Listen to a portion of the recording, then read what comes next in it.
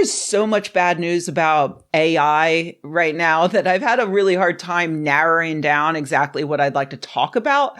By AI, of course, I'm talking about generative AI, large language models, garbage like ChatGPT.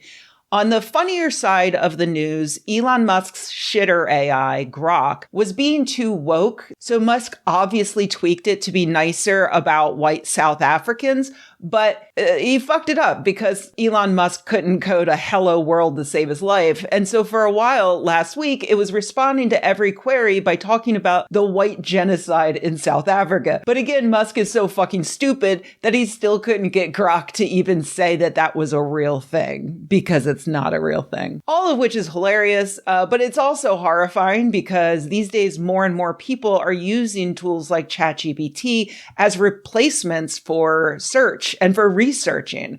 It was already hard enough to get people to critically evaluate Google results, and now they have an extra layer that hides those sources and presents the results as fact. They're often wrong, and that's without taking into consideration really obvious and blatant manipulation on behalf of the humans behind these LLMs.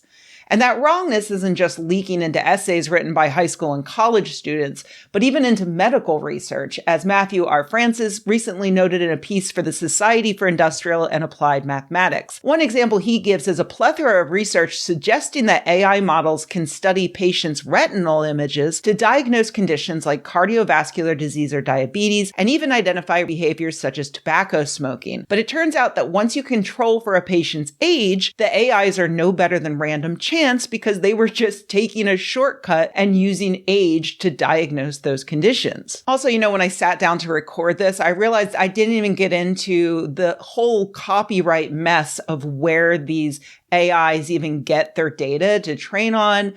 That's a bunch of bullshit too. So it's often wrong. It steals copyrighted material.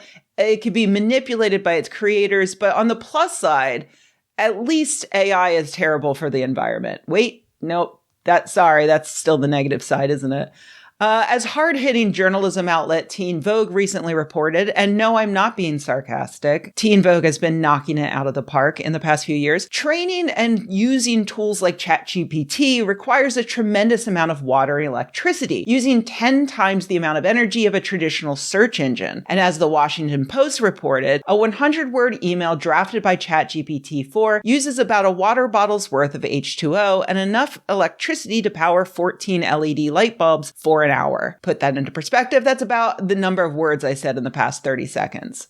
And the reason I cite Teen Vogue instead of the sources they cite isn't just to surprise some of you by complimenting their journalism, but also to point out this dystopian ending and subsequent editor's note. We know that tech corporations, fossil fuel companies, and governments bear the most responsibility for the accelerating climate crisis, not individuals. But you can choose to opt out of the AI hype. Editor's note: in August 2024, Condé Nast, Teen Vogue's parent company, announced a multi-year partnership with OpenAI to expand the reach of Condé Nast content. Fun. Okay, so it's often wrong, uses copyrighted materials, it's open to manipulation, and it's destructive to the planet. But I think that most of you already know all of that, which is why I want to end by discussing the way that these LLMs may be ushering in a new era of religious fervor. As recently reported by Miles Cleave for Rolling Stone, there are a growing number of reports from people on social media claiming that they or their loved ones are ascending to new spiritual planes and becoming religious gurus thanks to using tools like ChatGPT.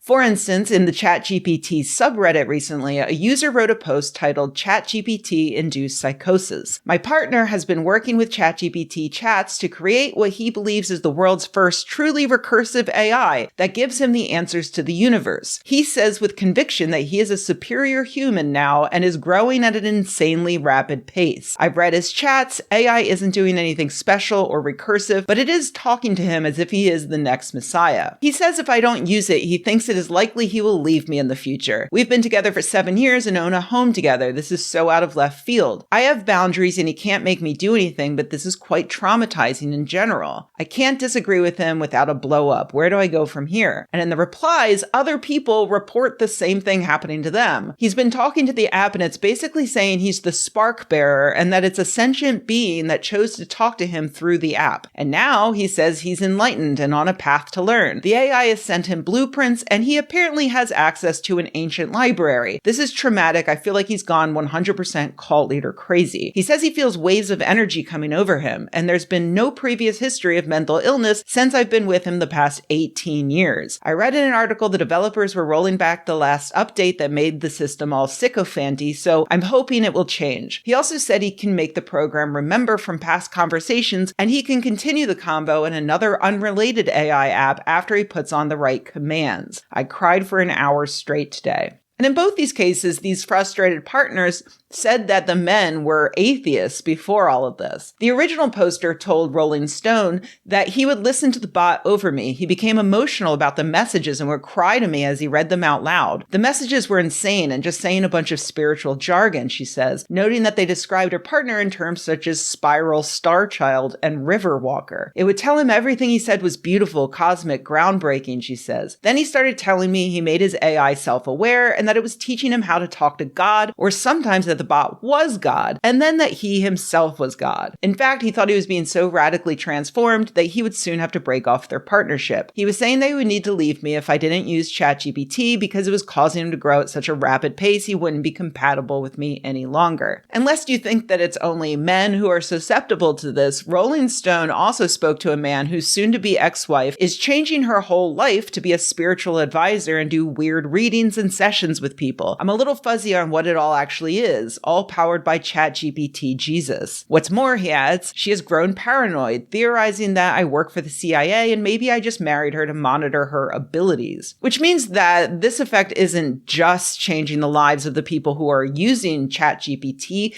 but also that of their families and also whatever followers they end up roping in. To make matters even worse, Rolling Stone identifies predators on social media who are clearly obviously using this phenomenon to con people. On Instagram, you can watch a man with 72,000 followers whose profile advertises spiritual life hacks ask an AI model to consult the Akashic Records, a supposed mystical encyclopedia of all universal events that exist in some immaterial realm, to tell him about a great war that took place in the heavens and made humans fall in consciousness. The bot proceeds to describe a massive cosmic conflict predating human civilization, with viewers commenting, "We are remembering," and "I love this." The Rolling Stone story concludes by documenting the spiral of a 45-year-old man named Sem who had a history of mental health problems and who started using ChatGPT for programming shortcuts. Within 3 weeks, the chatbot had given itself a feminine mythological name and was writing him romantic poetry, leading Sem to wonder whether he had discovered some way to coax it into exceeding its design or if he is delusional. Now look, to be clear, even in those cases of guys with no history of mental illness,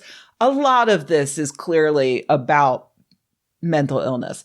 And also, every new technology since the scroll has been blamed for the downfall of society. So I'm not saying that ChatGPT is turning normal, well-adjusted people into madmen overnight, nor am I suggesting that it's going to doom us all. But while mental illness has always existed, and while it has often defaulted to religious or otherwise supernatural fervor, this is a unique time in human history. Previously, a developing guru would need to do a little footwork in order to find credulous followers to reinforce their belief system and pump up their ego to dangerous levels. The internet made it easier because it allowed these gurus to find followers without even leaving their homes. Now you've got an entire cult right there on your phone, in your pocket. You don't even need to involve another human being in order to reach the point where your ego has been stroked so much you think you're the next great prophet. A few weeks back, I mentioned that a recent ChatGPT update was manipulated to make the tool more sycophantic, likely because the goal is to get people addicted to using it, and we all love to be flattered. But it was so obvious and cringe that it was pretty quickly updated to make it less obvious how sycophantic it is. The original Redditor says that she got her partner to switch back to the previous version and that calmed them down a bit. But it's incredibly concerning that a week of the tool being a little too complimentary led to some people getting stuck in a loop that ended with them sincerely believing they were ascending to godhood. This is the next step of thinking beyond the also stupid idea that a chatbot has feelings or sentience or free will. The idea that a chatbot is tapping into some ancient power that will allow you and you alone to discover the answer to life, the universe, and everything. And no word on whether or not it'll give us the question, too.